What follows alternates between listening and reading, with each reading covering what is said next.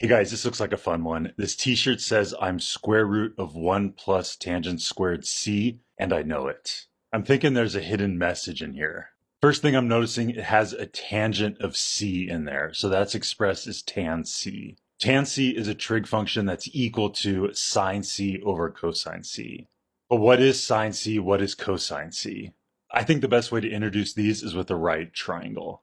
Let's call this angle c. And let's label the side opposite of C opposite, the side adjacent to C adjacent, and then the last side opposite the 90-degree angle is the hypotenuse. Sine, cosine, and tangent are all ratios of relationships in this triangle.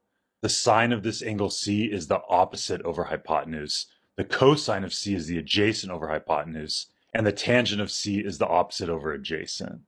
So these are the first three trig functions. There are three more. There's cosecant of C, secant of C, and cotangent of C. These are the reciprocals of these ones. So for cosecant of C, we're going to flip signs. So instead of opposite over hypotenuse, it'll be hypotenuse over opposite. And same thing, secant of C is hypotenuse over adjacent, and cotangent of C is adjacent over opposite. So these are all 6 of the trig functions and their corresponding relationship in this triangle. And since this is a right triangle, we got to do Pythagorean theorem. It's going to be adjacent squared plus opposite squared equals hypotenuse squared. This all looks important. Let's put a box around it. And this should be all that we need to figure out what this is saying.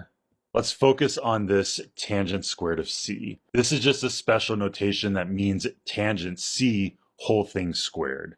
The reason they don't write it like this, tangent of C squared, is because people might think it means tangent of C squared. But we don't want just the c to be squared, we want the entire tangent to be squared.